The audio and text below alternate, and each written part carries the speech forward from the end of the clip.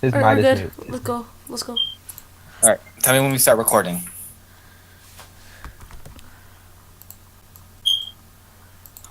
I literally said go. Oh, okay. Good evening and welcome to the District 7 House debate between the two candidates for the District House election. We have incumbent Representative Tim Taft, and we have Democratic nominee, former President, and Season 11 Democratic Vice Presidential nominee, Kelvin Hawthorne. The rules of the debate are simple. Let me go through the rules real quick, and then we will begin the candidate's opening statement. Um, the rules of the debate is that for 20 to 30-minute segments, 2 minutes for each candidate to respond, two rebuttals, and there will be 2-minute opening and closing statements and a 1-minute rebuttal and a 1-minute response as well. Thank you. And now we will begin with Representative Tim Taft, and also the Republican nominee was not able to join this debate, so we will now start with incumbent Tim Taft giving his Libertarian. opening statement. Yes, okay. Good evening, everyone, and thank you for attending tonight's debate. I'd like to extend a warm welcome to my opponent for participating in Senator Malik Diaz for moderating this debate. As most of you know, I'm the current representative for the Great District 7, and during my time as a representative, I think it's fair to say that I've not been exactly idle. One of my biggest campaign promises last time I ran was to introduce and pass border security and immigration reform, which I did with the help of my fellow members of Congress, Democrat, Republican, and Libertarian alike. I also work with other members of Congress in sponsoring bills such as the Amtrak Railroad Expansion Bill, which will bring jobs back to a part of District 7, more specifically Minnesota, and will construct more qualitative transportation. I've also authored legislation protecting the rights of individuals and militias to own firearms, and I've been drafting a defense bill which will seek to put in place common sense, non-interventionist policies. So I sincerely believe I've done hard work in fulfilling my campaign promises and in serving this great district, and I ask the voters of District 7 to please consider voting to re-elect me as your congressman. Thank you. Kelvin, you may give your opening statement. Okay, I would like to first thank Tim Taft for being here to debate with me. Thank you, Malik and Poro, for moderating and co-moderating this debate. And thank you, everybody here, for watching the recording.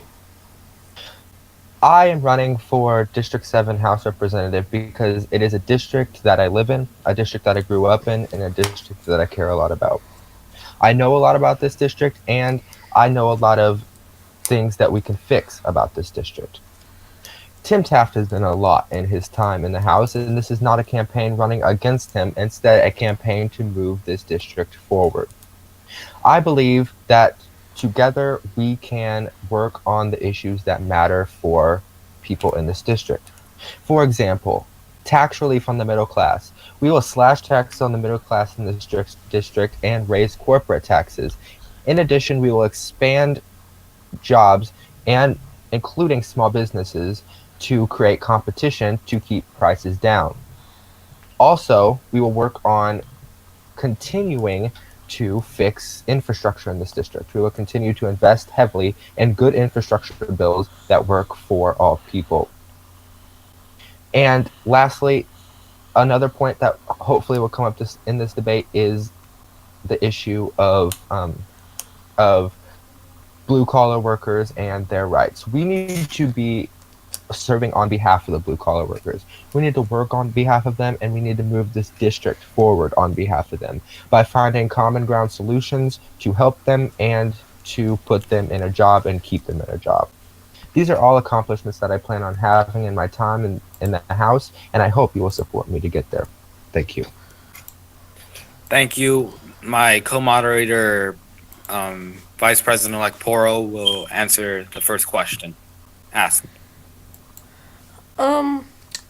Well, so I'd like to thank both people for being here, but a big question that's been asked all around the country, especially in the South, even though it's not the district here, but a big question is Confederate monuments. Will you keep or move Confederate monuments from the public? Why or why not? Um, Mr. Hawthorne, you can go first. Well, Confederate monuments are a very controversial issue all over the nation, and I've talked to people within my district who have also had controversial issues. The most recent incidents of Confederate monuments and flags hung around this district is right here in my home city. We had an incident with the city council and a local business owner who was flying the Confederate flag. Um, the Confederate flag represents a lot of things that a lot of people don't like. Being a mixed African American person living in the former Union, I truly find this insulting. But this is a varying issue all over the nation, and it can't be decided. It can't be determined what we're going to do with these monuments, what we're going to do with these flags, based on one person's opinions. I think that if the meaning of Confederate flags has truly changed, then we need to publicly make that change. If it means states' rights, we need to publicly make it states' rights. Because as it stands, people find this as a racist action rather than promoting the right of a state, which is in the Constitution. As for Confederate monuments, I don't believe that we should take them down and not put them back up. If we're taking Confederate monuments down, the best thing that we need to do with them is put them in a museum. And we can found these museums all over the South in different states and different to promote our past and our history, and still keep these Confederate monuments, because it is an important part of our history and honoring, even though they weren't against the North, people who fought and died for their nation. Thank you.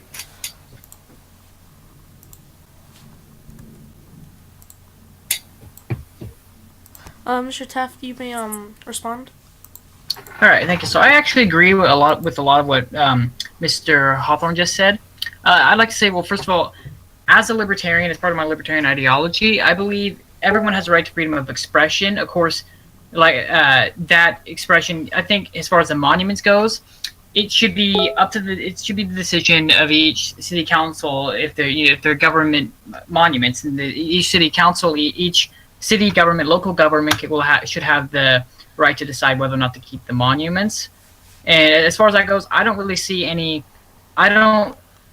problems. I don't really see it as a federal government's the federal government's basically obligation. I would agree with Mr. Hawthorne that you can't decide the entire rules of, you can't decide this all by just one person's opinion. So I believe really this is up to local governments and to decide whether or not they want to keep them. I believe that every person though has a right to freedom of expression. So technically speaking, someone can fly the Confederate flag if they want, even if we don't agree with them. The same way I wouldn't fly the Confederate flag myself, but I wouldn't infringe upon somebody else's right to fly the flag. Thank you. Mr. Hawthorne, you may rebuttal. I just want to, not rather than rebuttal, add on to what I had to say. I agree totally with Representative Taft that we need to ensure that this is not a federal issue. This is not a state issue. This is particularly a city issue. And if the city makes the ruling to take down a Confederate flag that has been flown in the city, or take down a monument, that is the law, and that's final. Without federal government infringing upon that, without state government infringing upon that, that is the law of that city, and nobody can, fluctuate that in any way, shape, or form. So, yes, I agree with him, and I believe that, like I said, like he said, and I agree with, it is the right of the people, and the right of expression, freedom of expression, can't be infringed. Thank you. Mr. Taft, would you like to respond? I agree with everything he said there, well, quite obviously. So I'm just going to say, yes, I agree with everything he said there. I mean, maybe adding on a bit, I would say that it is most certain, we should most certainly be making sure that we protect, like he said, we should be protecting the rights of cities and local governments, and not allow the states and the federal government to infringe upon it. All right. All right. Well, the next question we will be moving on is probably an obvious question. Do you, Mr. Taft, this question will be directed to you. Do you think that women have the right to serve in combat forces? Why or why not? Yes, I do. I think that everyone who wants to serve in the United States military, wants to serve this country, has the right to serve in the military if they want to. They have the right to serve in such a capacity. I don't believe that your biological status alters that right at all. I believe any law-abiding citizen who wants to serve the United States in the military has the right to do so. Kelvin, you may answer. Absolutely, women have the obligation to serve in the military. It is not, it's not wrong for anybody to serve in the military. That includes LGBTQ plus people. It includes women, men, obviously not children, but adults that fall into those categories absolutely have the obligation to serve in the military. If you are willing to risk your life to protect this nation, you have every obligation to do so. And I believe it is good that we have women that are serving in the armed forces. At my church, we have a girl who went through Air Force basic training down in Texas. She's back now.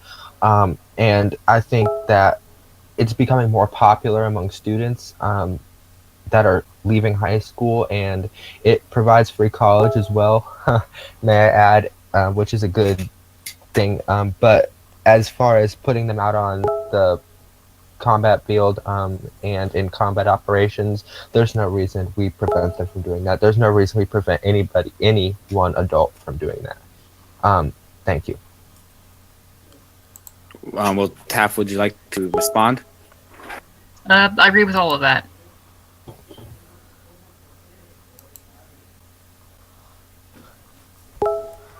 All right. Well, now we will be moving on to an audience question. Is there anyone in the audience that would like to ask a question? I would like to ask a Hello. question.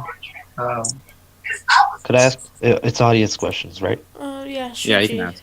So, yeah. Okay. I was wondering what your opinions on were on the on alternative election systems, alternative election systems such as MMP and SCV, and if you would be open to them.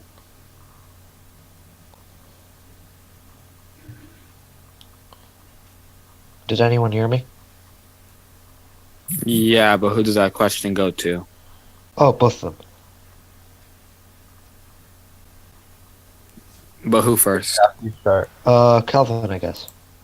Oh, okay. Well, I don't know if I'm really educated enough on those to make a final, estimate on that, but I would surely look into that and make my decision based on it. Yeah, that's so I would probably be open to educating myself and then deciding from there what my opinion on that is. Thank you. I guess to 10. Can I ask a question? Tim, have you answered the question yet? Or, I mean, it's... All right, I'm So- back. Sorry.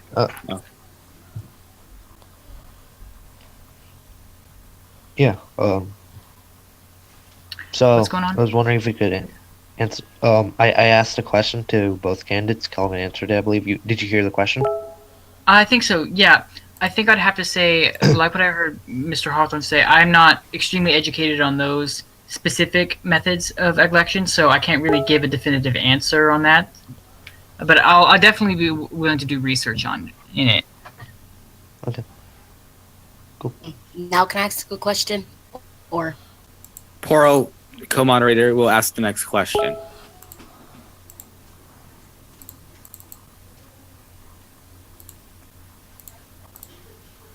Okay. This question goes to Tim Taft first. What will you do exactly with Planned Parenthood? Would you continue funding it, or would you defund the program? or something else. Um, Okay, well, as a libertarian, I'm against almost all government funding of private organizations. So I would defund it regardless of whether or not it supports abortion. Although I would like to note that I wouldn't specifically defund it for support of abortion because I believe there is a law prohibiting those kinds of funds funding for taxation, whatever federal funds going to organizations like Planned Parenthood from funding things like abortions. So I don't think that's a very good. I don't think that's very good in cases of people wanting to defund it because of its support of abortion.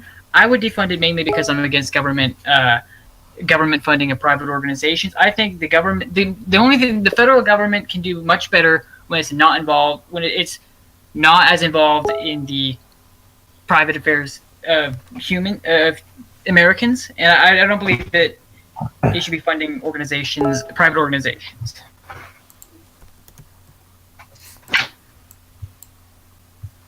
Mr. Hawthorne, you may answer the question. Yes. I have to disagree with my opponent here, and for the reason of he mentions that he does not support governmental funding to private organizations, and I have to disagree with that because a lot of the private organizations that the U.S. national government funds are those that protect the right of a citizen. The United Nations grants, the Declaration of Independence says that everybody is entitled to life, liberty, and the pursuit of happiness. It's the job of the United States national government to protect their citizens. It's the job to provide services that help their citizens. In that case, I do not support defunding Planned Parenthood. I do not support getting rid of Planned Parenthood. This is something that helps mothers who have no experience. It's a vital organization, and I have met a lot of people up in and across the Midwest who find Planned Parenthood very important. It not only it is if you not thinking about this provides education, this provides birth control and education and birth control to prevent teen pregnancies and prevent the amount of abortions we have in this. I really don't think that the government should reduce funding to it. The government does not need to reduce funding to any organization that they fund that provides a support to our citizens, our children, or anybody who is an American. Thank you. Representative Taft, would you like to rebuttal? Yeah, so I'd like to say, okay, first of all, I'm not against things the government does that could help people, but again, I'm against government funding of private organizations because I think the government should be encouraging innovation and not giving money to specific organizations and businesses based on its own judgment. That doesn't seem to me to be a good way to go about this. I think we should be encouraging innovation. We should be trying to build an environment that helps these organizations and businesses on their own without having to fund them directly themselves. I think that's just a common sense way of how it works better. That's how it's worked a lot in the past.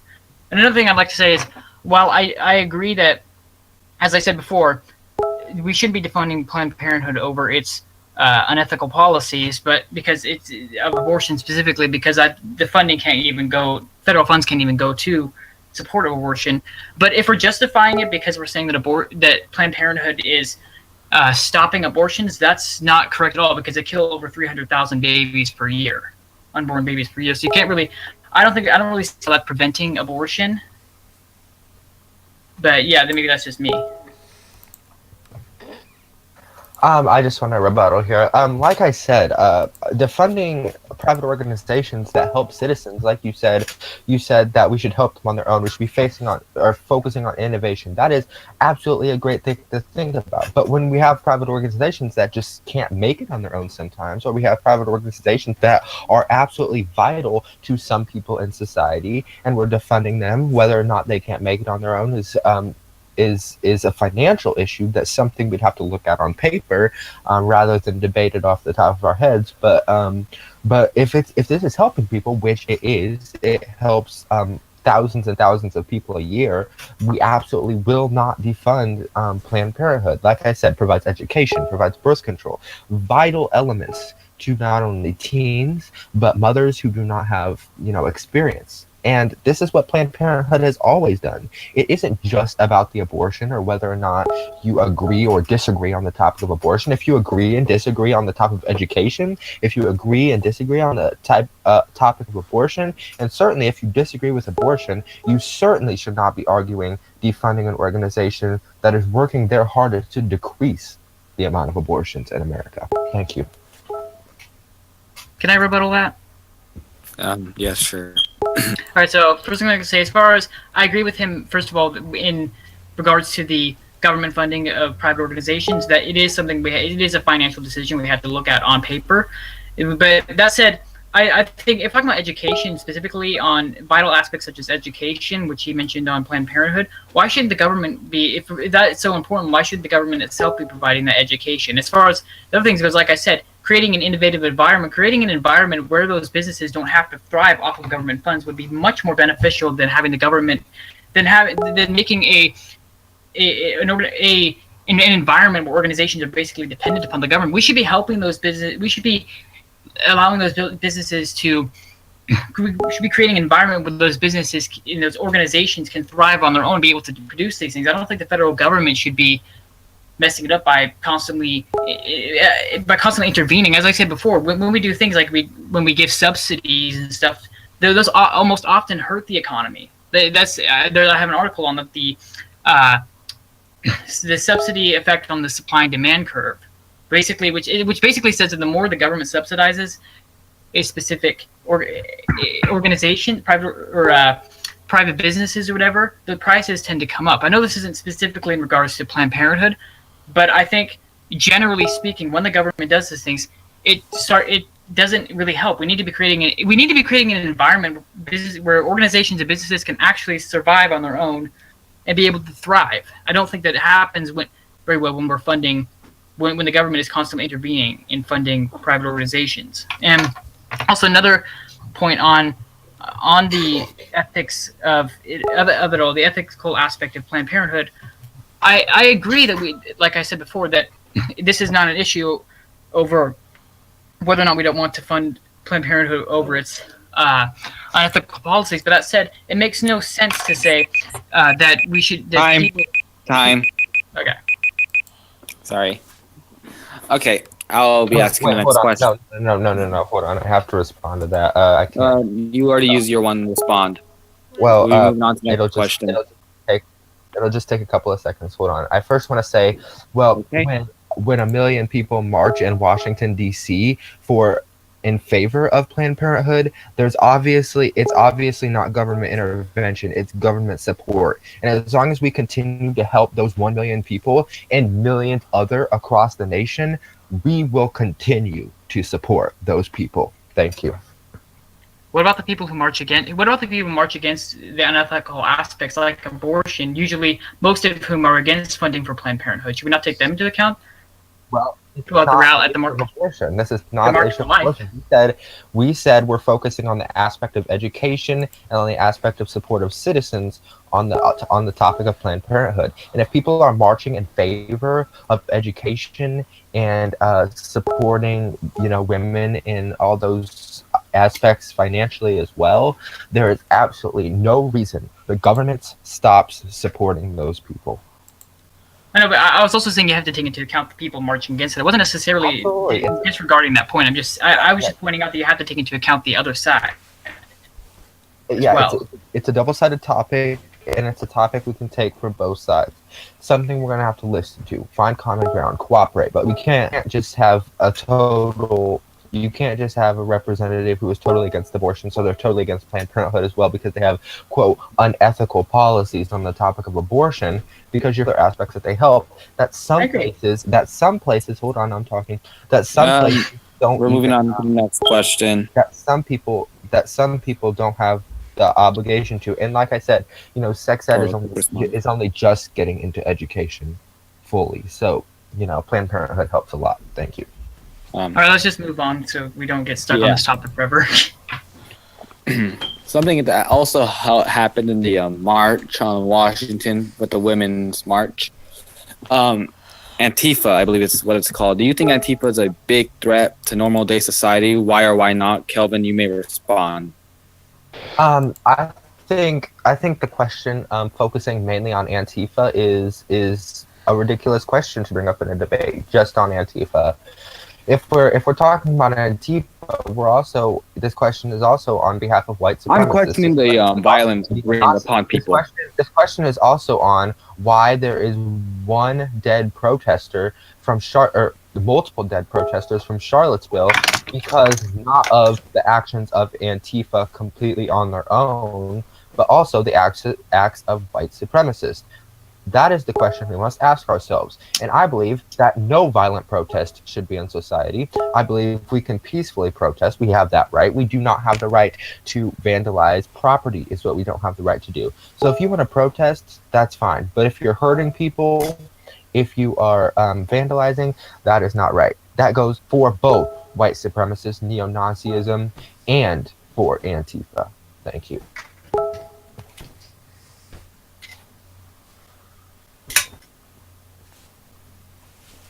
Can I? Yes, man. Can I? Yes. Yeah, go ahead, I guess. Just I agree with everything.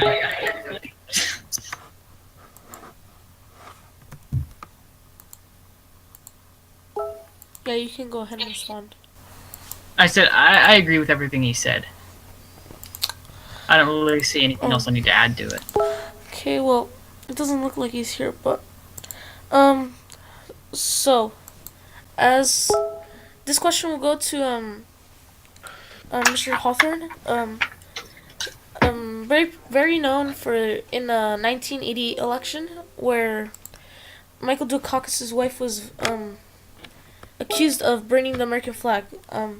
Should burning the American flag or burning any sort of flag be illegal in the United States? Why or why not? Well, this comes back to the topic of the Confederacy. If people have the right to, hang Confederate monuments and put up Confederate flags, which is, I personally believe, is an absolute assault or insult to our military and our militants that are serving overseas. But if they have the right to do that, then a person has the right to burn the American flag. If I saw that, I absolutely would not like it. I would try to intervene. I would try to talk them out of it. But, it all comes back to the First Amendment of the Constitution. And it also comes back to the laws of burning. You can't burn in the city. That would be illegal. There's not much else you can add to it. It's constitutional.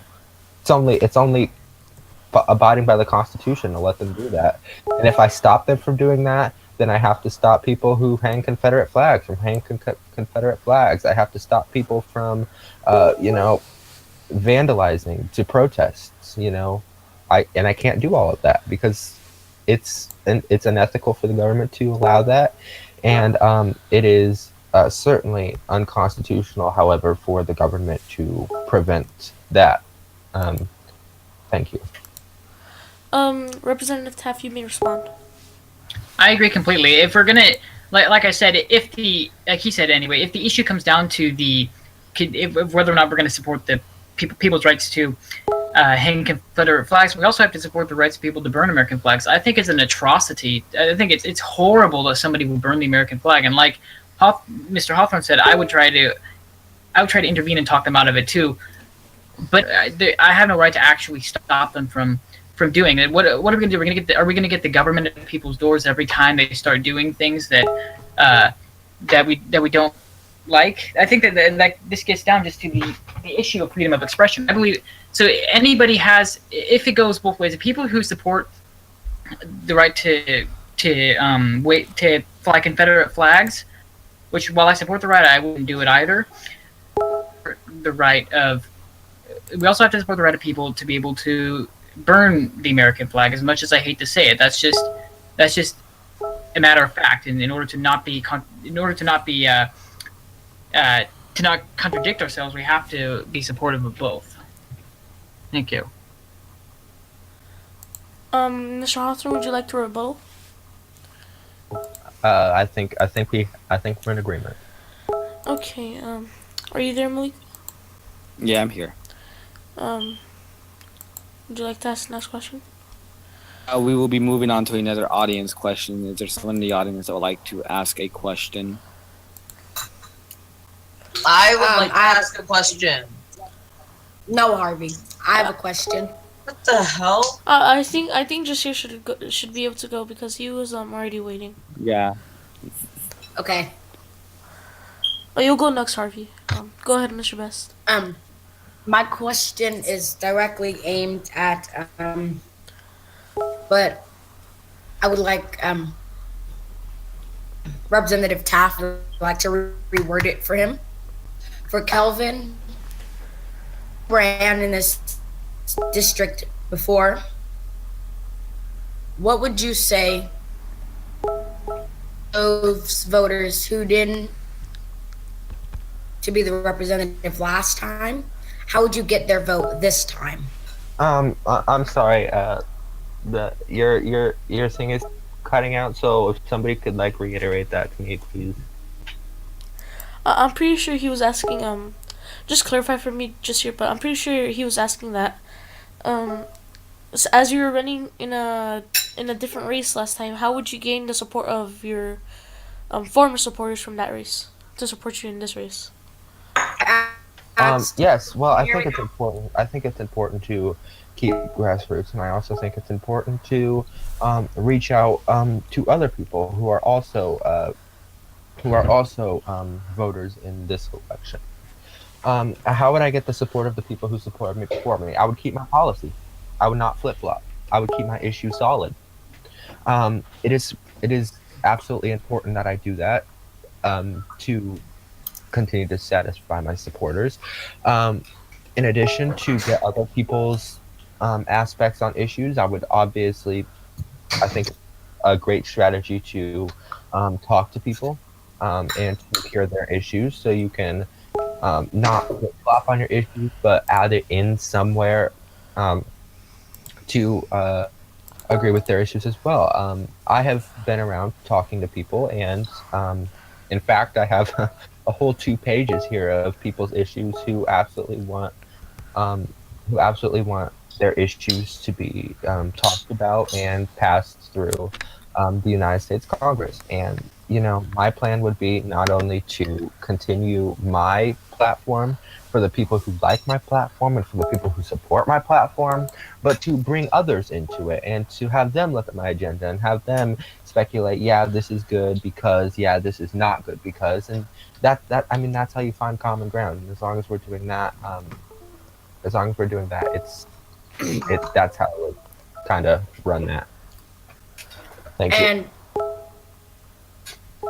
And Mr. Taft, there are voters last election cycle who support Kelvin this election cycle. How would you get their vote again? I'm going to agree with a lot of what Mr. Hawthorne said. That's what I've been doing since I've been here since the very first presidential election, MEC, in which I ran. That's what I've been doing. That's what I've done ever since I've been in the community. Since I created mock election, I find oftentimes I don't think I reached out enough, and that's why I lost some elections. But I think the most important thing to do is often when you're trying to find common ground with people, you have to forget party labels. Because I find often when people converse on a personal basis and bring up party labels and everything, they often can get to a lot of agreement. I think that's a very important method in just getting people on your side and the way that you can find common ground. I'm an open-minded person. I'm open to new ideas, always, and that's why I like to talk to people, not just so I can change their mind, but maybe so they can change mine. I think that's just that is a very imperative part of democracy, is being able to talk to people and being able to be open-minded and find common ground. Where I was trying to change someone's mind who I was talking to, and they ended up changing my mind, and it's influenced who I am today. I think that's one of the most important. That is just, like I said before, it's one of the most important aspects of functioning republic, functioning democracy, is being able to have reasonable discussions and be able to find common ground. So that's my method too.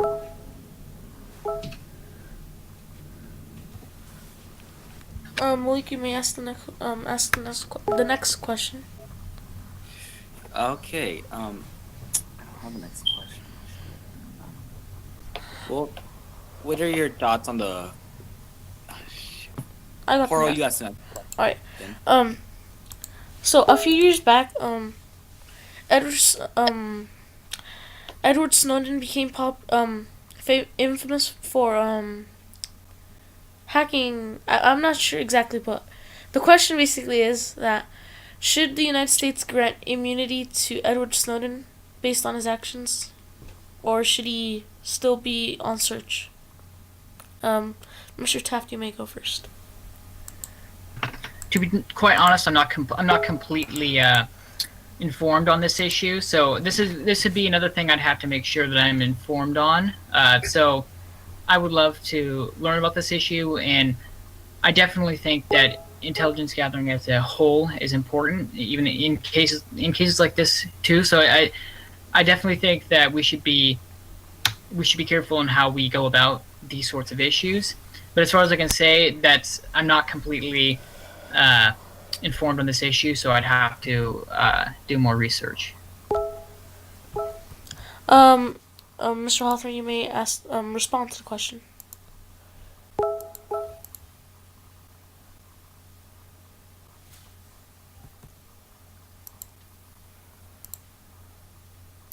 Hawthorne, you can respond. No, absolutely no immunity. Whether you were totally against Hillary Clinton for her emails, or, well, hold on. No, sorry, I want to bring this back for a second. Edward Snowden, the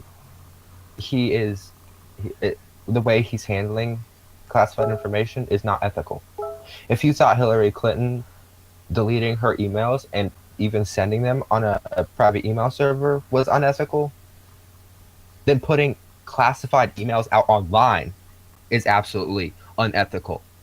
And it kills me every day I hear people call that man an American hero when he is sitting there putting out information that the public got mad at Hillary Clinton for not even putting this information out. Hold on, I wanna kind of tie this to WikiLeaks for a second. WikiLeaks is just transferring this classified information out, and none of this is ethical. It's not ethical. You're absolutely you're not allowed to do it. No immunity for people who do this. I mean, I agree. Even with Hillary Clinton, there's a problem with her email server. The government needs to take action to figure that out, and they have taken action to figure that out. And if people aren't happy with that, then it's absolutely I don't know what to say with them. But on the topic of Edward Snowden, no immunity, absolutely not. Thank you.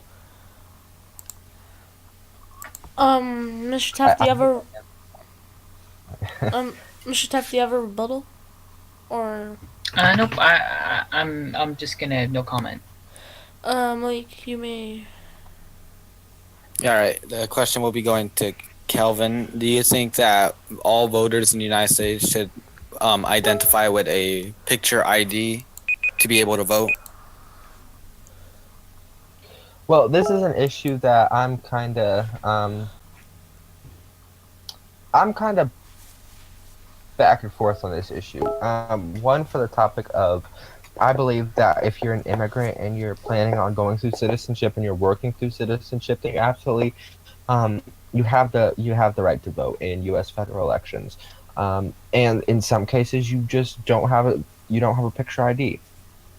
But in the topic of American people, if you're not allowed to vote, you're not allowed to vote. So, I mean, I don't see what a picture ID necessarily does differently to the voting system. You show your picture ID. There's not like a lookup, or I mean, there is a lookup, but it's not like, it's not really a necessary requirement.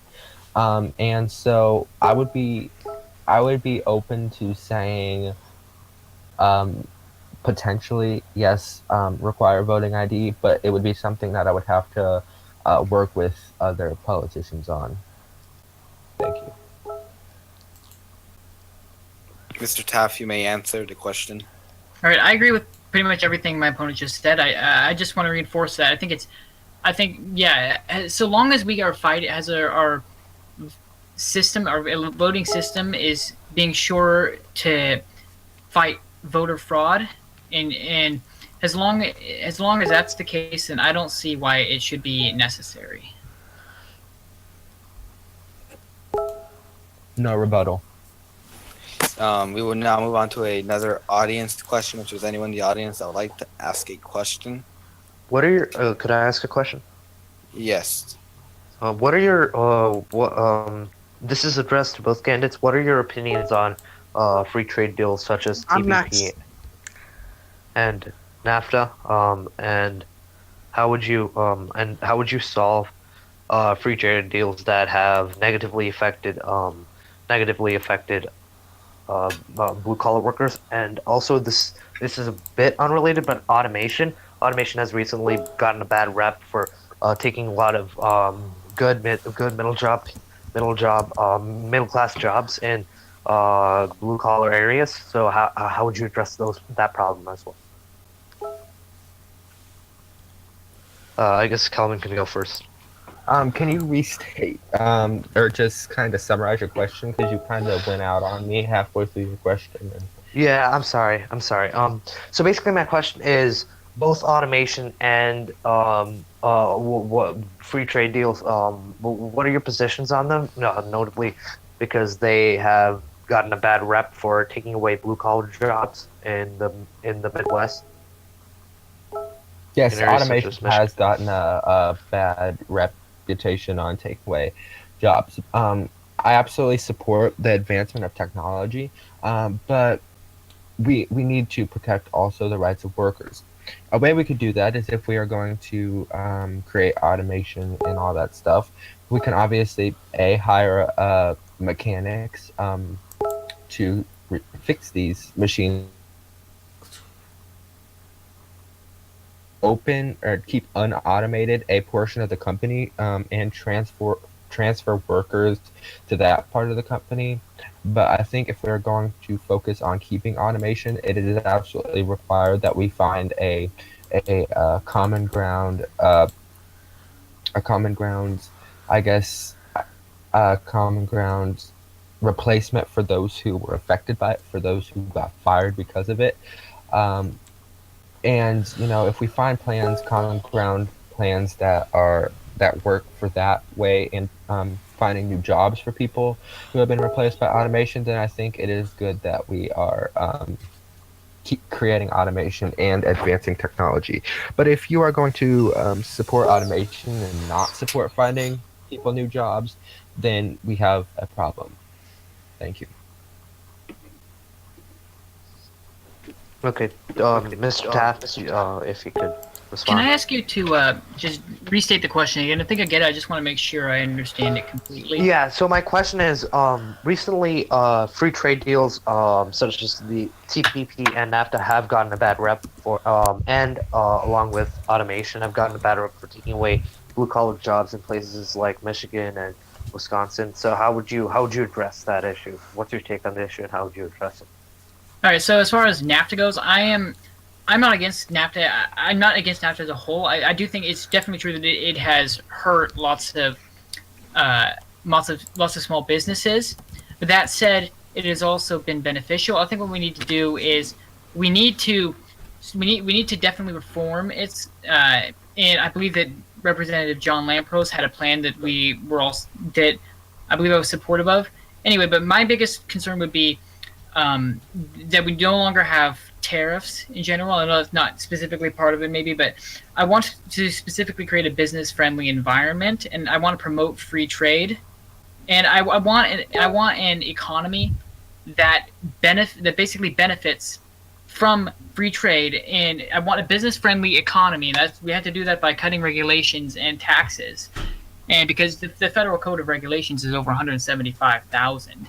But that said, I do think endorsing free trade is definitely a very important aspect. And as far as TPP goes, I'm not completely decided on it, but at least it would have to be reformed. It's definitely not. It's as far as I'm concerned, I think backing out of it would be the best idea. But I don't. I always have an open mind. Okay. Okay, I just want to say, Representative Taft, if you think if you want to create a business-friendly environment, if you think NAFTA is beneficial, that's not your start to doing it. Can I Can I respond?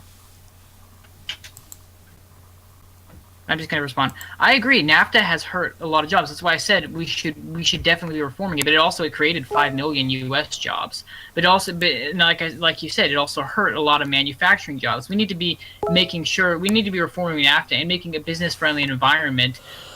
We need to keep the pros of NAFTA. It's created 5 million U.S. jobs at average wages increased, but it also. In also many of the U.S. factories, wages decreased. But what we need to really be doing is we need to be making sure we're endorsing a free trade system that works and have a business-friendly economy. And I think we can both agree on that, right? Well, sure, NAFTA's created about 4.5 million jobs, but it's also gotten rid of like 15 million jobs as well.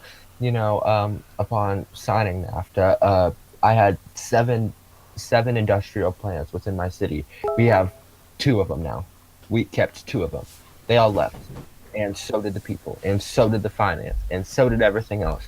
So to say that even reforming NAFTA, I believe that we should literally take a lot of stuff out of NAFTA and throw it away. But we do need to take sections of NAFTA and keep it, but throw the rest of it away. NAFTA has done terrible things. Absolutely terrible things. It was created by, George Bush. George Bush, I don't even know if he was educated on trade at all, because this deal, and signed by Bill Clinton, so they're both at fault for this. But to create a deal that does this to the American economy is absolutely not worthy of even keeping half of it. Like I said, let's take a couple articles out of it or so and keep that in place. But the rest of it goes in the trash can. Thank you. I think I agree with that last statement. Yeah.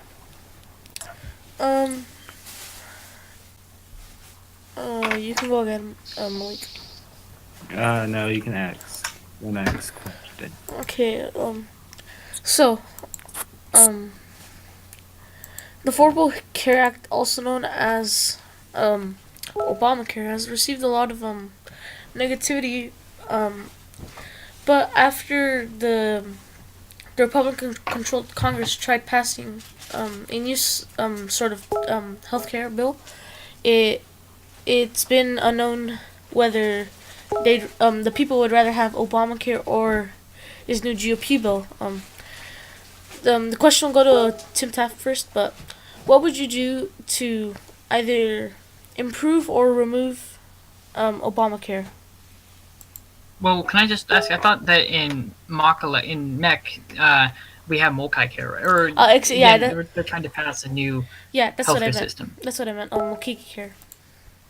If you want to ask for my, as I would call it, extreme position, this is the position I generally have, but I doubt it would ever pass Congress. So I don't intend on trying to go through with it. If you want my extreme position, I want a free market economy. I want a free market healthcare system. I don't think when the government gets involved in healthcare, it's constantly being messed up. Like, for instance, as far as the single payer system goes, if you can't even tell this, that the universal healthcare system is bad for America, I don't even know why you're on a debate stage, because it's basically the healthcare cost crisis itself didn't actually happen.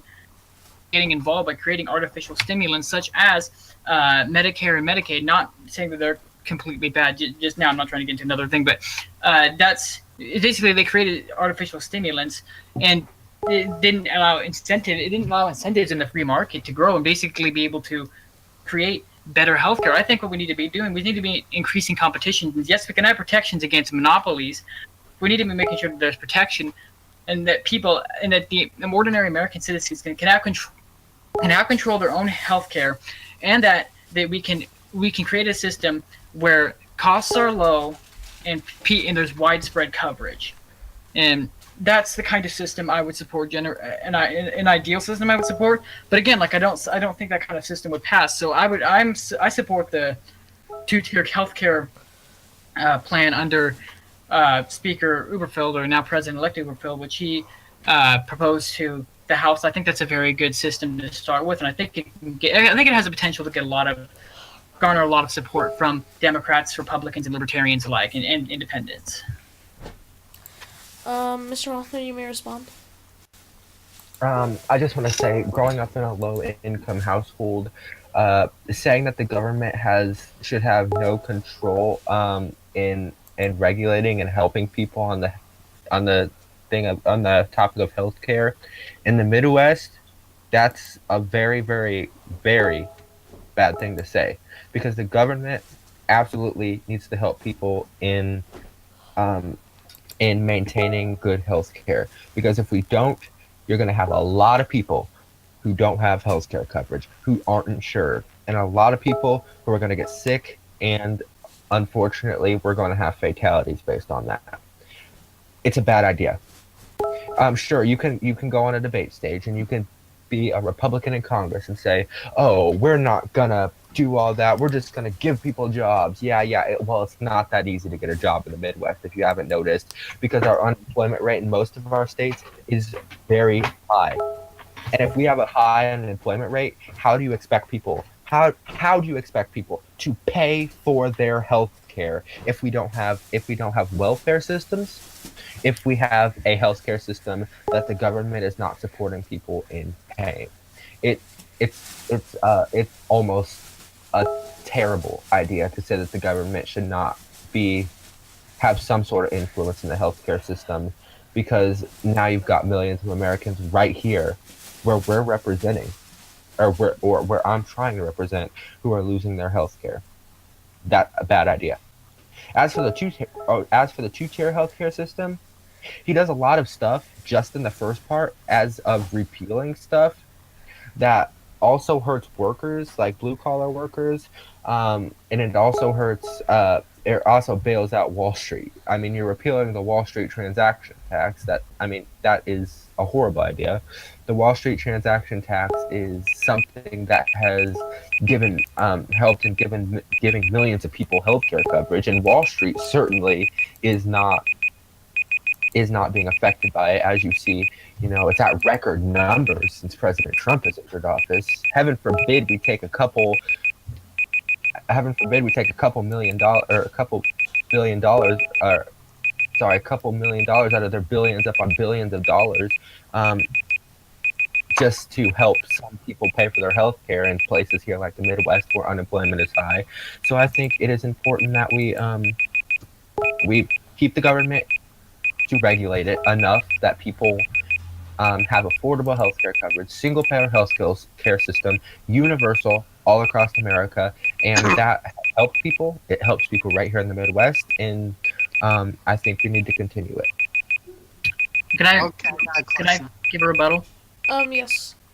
Okay, so I just like to say, as far as as my initial plan goes, like I said, if we're actually focused on fixing the problem instead of giving it a sedative, like Mr. Hawthorne seems to propose, we have to start by, of course, cutting down, making sure they're getting unemployment rates down. We have to do that by promoting a business-friendly economy, and an economy, cutting taxes, and creating an economy where people can be employed. I know it's not always just that easy to sound. I don't think every Republican is literally, or I'm not even a Republican. I don't think every Republican or Libertarian is literally thinking, "Oh, if we just do this, it's just gonna change it's all just gonna work out magically." Of course, nobody's suggesting that. I agree, but we can't just give a sedative to each issue because things are bad. We have to take care of the problems themselves, and that's why I said if we can get an economy where people are benefiting, where unemployment rates are down, we can have a free market system. And that doesn't mean that the government can't intervene at all. Like I said, we can intervene to stop monopolies, but when we have a competitive market system,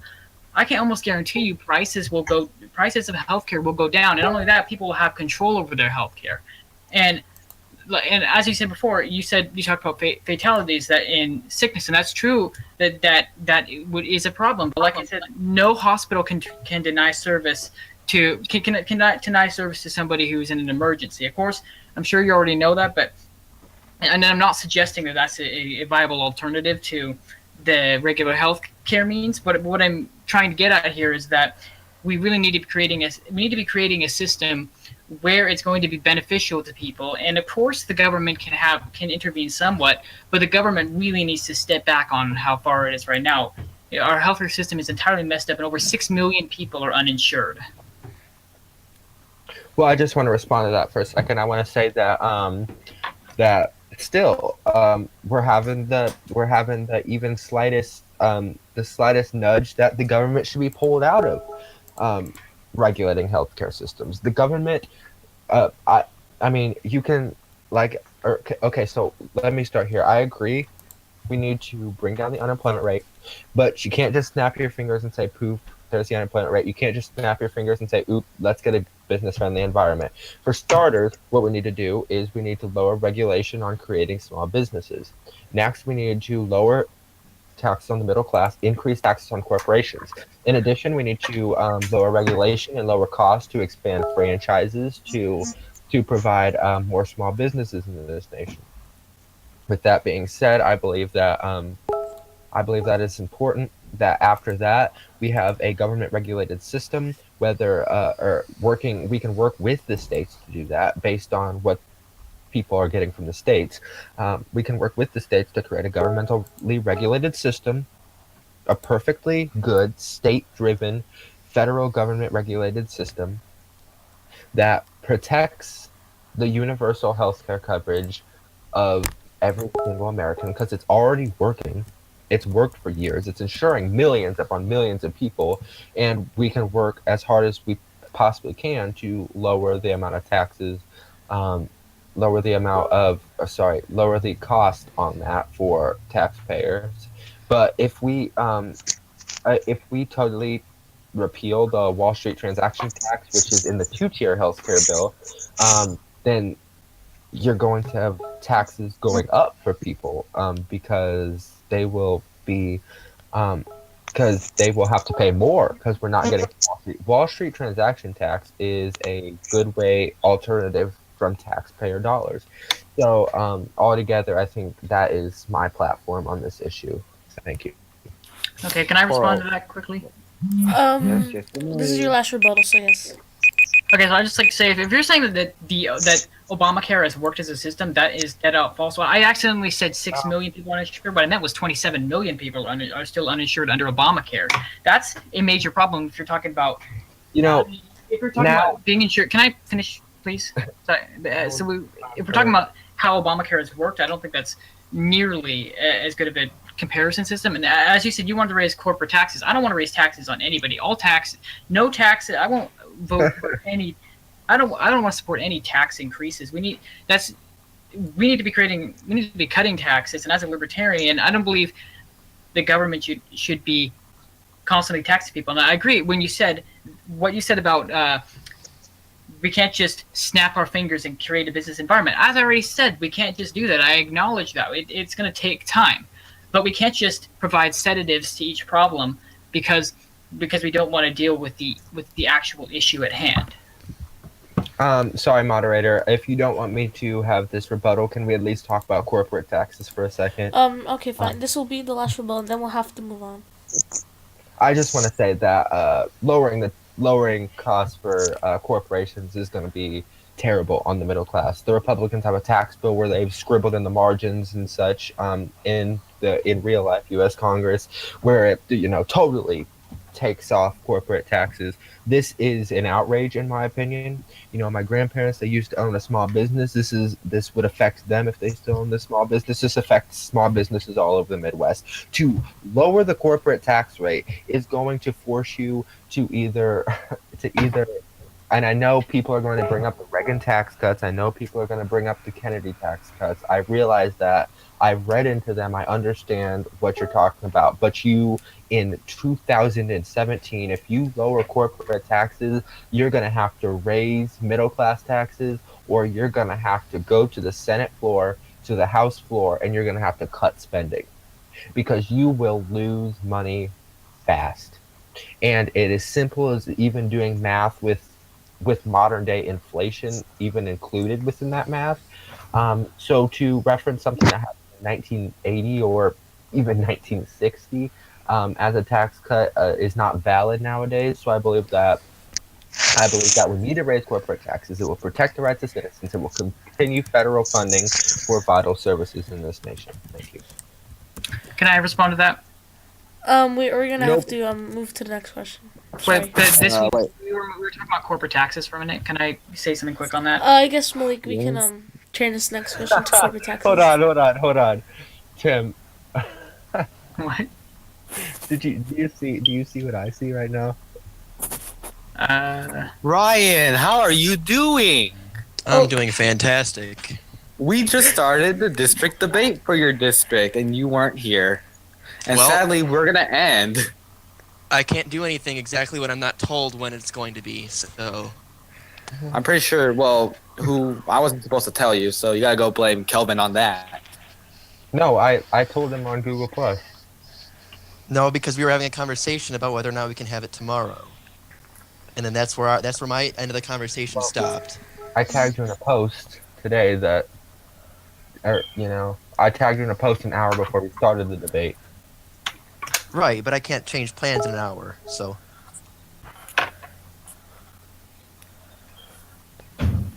Well, Okay, can I just ask my question because I've been here waiting to ask my goddamn question. Oh, Harvey's. we're about to have our- Okay, I'd like to ask my Wait, question. hold on. We'll hold it. Malik, We'll hold Malik, another debate.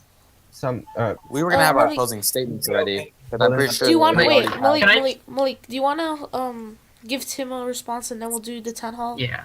Yeah, And then Oh, we'll yeah. give closing statements. Okay. Alright, Tim, As far as yeah, can I? Is yeah, it alright if I go. respond? Yeah. As far as corporate taxes go, I love that what you said right there when you said that corporate taxes, that if we don't, first of all, you started by attacking the idea of lowering taxes, but really I was responding to what you said on raising corporate taxes. So that was kind of like basically pushing it off and trying to attack a different point. But then you said that if we don't raise, or if we lower corporate tax rates, then we'll either have to raise taxes on the middle class or go to the Senate floor and the House floor and start cutting spending. That's what I want to do. I want to cut spending. I don't want to raise taxes. I don't want What? to. I want to cut spending. I want. That's what I've been advocating for. We need some serious downsizing of spending. If you look at the things we're spending on. if you're going to stand here on this debate stage and say you're going to cut spending, vital spending that works all over this district, that is a ridiculous point to make. I know millions upon millions of people within this district who rely on public spending. If you're going to go to the Senate floor and cut spending just because of a couple of corporations that don't even pay their taxes now in the first place, that's ridiculous. And if you do that, that is not representing your district at all. You're putting words in my mouth because I never even specified what kind. You're generalizing it to say that I never said I was going to cut all spending. I want to. Do you deny that the government spends a lot on things that it doesn't need to be spending money on? Evidently, but if you're going to privatize that particularly, then make sure you say that. Right. Okay. So I want to start by cutting what I call military spending, and as in contrast to defense spending, we've spent billions of dollars invading other countries and toppling governments. Why should we be spending that? I think we should. I want to get a non-interventionist policy and stop wasting billions of dollars destroying other countries. That's for one. Who said that? Shut the fuck up. We're talking about mosquito. Oh, wait a minute. My mic isn't muted. yeah, your mic isn't muted. Please mute your mic. We'll ignore that. You may continue. Wait, who said? Wait, who are you directing the STFU to? Doesn't matter. We will be going Michael. on to the next question. Okay, do you want to do Whoever. the town hall segment now? Now we were doing the town hall, and we'll just Oh, ignore what okay, happened. so it'll, Harvey, you may ask your, question, as you've been waiting. Ugh.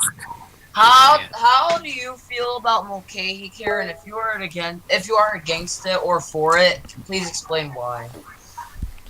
Who is that question goes directed to? That question is directed to both No, but who Tim goes first? Taft. Who goes first? Then Kelvin. Okay, well, I've said in the past multiple times that I believe that we can reform Mulcahy Care, make it better, take portions of Mulcahy Care and put it on a list to create a better bill. Evidently, we have the two-tier healthcare system. That's now the big thing. Like I said, I think that some parts that I would fix in that particularly is not repealing the Wall Street transaction tax. It's not too bad to take an extra $1 million of billions of dollars from Wall Street to pay for low income people's health care. I mean, it's not insane, but also I think if we can make this very bipartisan and putting clauses from Mulcahy Care and putting clauses from two-tier and putting clauses from other people's ideas in Congress, and this is absolutely something that would work. Absolutely something that would make a very, very good healthcare system when it's all said and done. Thank you. Representative Taft, you may respond. I think we already touched on healthcare once before. I advocated my position on that, which my extreme position being a free market system. We already delved into that, but I do support most of the two-tier healthcare system. I don't say I agree with necessarily everything on it, but that said, I don't. I definitely think a single-payer healthcare system like what's in Mulcahy Care is not very effective. Like I said, because when the healthcare cost crisis in general didn't start until the government started creating artificial stimulants, which have in large part harmed the healthcare system. And I want to see a downsize of government interaction in the healthcare system, and that's why I think we need to be making some good advancement. We need to be making some good advancement in that. I think the two-tier healthcare legislation does that better than Mulcahy Care. Would you like to rebel, Kelvin? No. Oh, Can I mention something? Gaming will go before, because he's been waiting. There you go, Ryan. Gaming, you may ask your question. Hold on. I just want to say that my computer's about to go dead. So if we can make this the last question and then proceed quickly to closing statements, that would be. Okay. Gaming, are you there? Yes. Ask your question. Alright, so this one's going out to both of y'all. Alright, so the question is the following. So, I believe John, the president-elect is here, if I'm not mistaken, yeah. What's poppin'? How would you guys work with the president and other people in the House and Senate to make bipartisan bills? Who goes first? Kevin. Okay. Well, I've already spoke to the president-elect. I congratulated him. I offered my advice to him, and we talked about working together yesterday, actually, on issues that are very important. That includes issues of the economy, welfare, and I've started working on, just brainstorming draft ideas for welfare in case I do get elected, to work with the president on these sort of economic deals and as well. So I think that would be the first thing I would work with the president on. And I think he also mentions that cooperation and bipartisanship is very important to him. And since he is a Republican president, I'm a Democratic candidate running for representative, I believe we can work perfectly bipartisan on welfare deals, on economic deals, if we just present the ideas and present our differences and constructive criticism, etc. So I think that it's important. It's a factor that I wouldn't be worried about. I think we work well together. If I am so fortunate to get elected to District 7, thank you.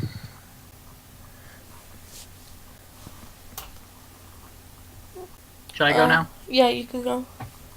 Yeah, I agree with most of that. I would work with President Uberfield the same way I worked with him in the House when I was Speaker, and with President Fitzgerald. I worked with President Fitzgerald on a number of things. I got his support on my immigration bill, one of my greatest campaign promises.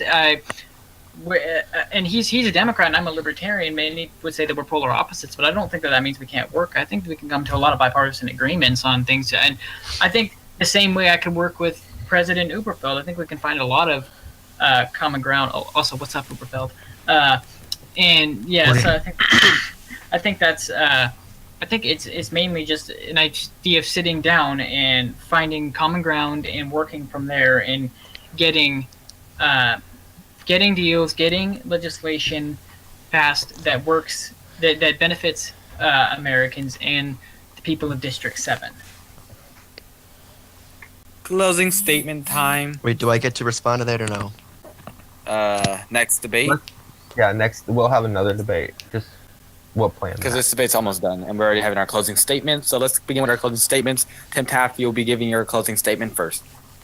All right, so I want to say, first of all, to everyone here who's listening, all the voters of District 7, I definitely think you should consider each side before you make a decision. I would encourage you to definitely consider Mr. Hawthorne. I think he has a lot of great ideas and a lot of things that should be considered, as well as Mr. Ryan. And I think definitely that's a big part of it. But I think if you want somebody who has generally stuck to their campaign promises, I passed the immigration bill, which I promised, and I've been working, among other things, on bringing jobs back to District 7. There's the Amtrak Railroad expansion, which would bring jobs to Minnesota. I helped sponsor Senator Diaz's bill that would work to prevent teen suicide, and I will also work to fulfill my libertarian ideals of supporting freedom, and specifically the Second Amendment. I believe if you want somebody who has worked to fulfill their campaign promises, then I think I am a good option here. I think I've generally tried to do that. But that said, if you don't agree with me on the issues, I would love to have a conversation like we mentioned before. I'd love to find common ground and maybe have my mind changed. But I think definitely that is an important part, and I would love to be reelected as your representative. I've loved serving as your representative, and I would support the decision of the voters of District 7. Your closing statement, Kelvin. Well, I want to thank both the moderators. I want to thank everybody who's here in this call for watching this debate. I want to thank Tim Taft for having this debate with me tonight. We are going to be coming up on a very important election, an election that could decide whether or not, that could decide control of the United States House of Representatives. An election that I don't want you now to decide based on partisanship, but based on the ideals that each candidate provides.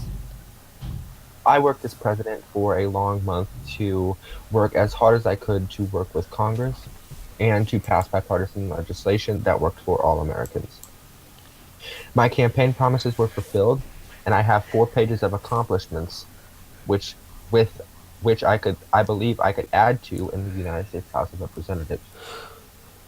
This election is important to me personally because this district is a very important district to me.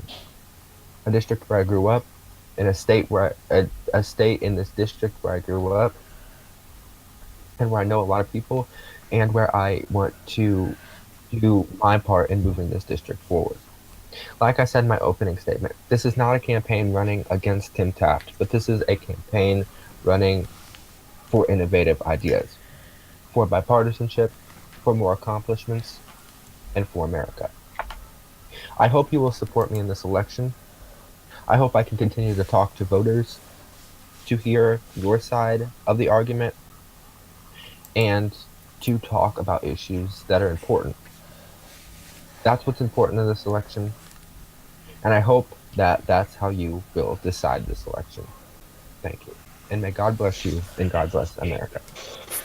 This debate is now officially over. Everyone can turn on their mics. What's poppin'? Goodness gracious. Wait, what's poppin'? Donald Trump won the debate.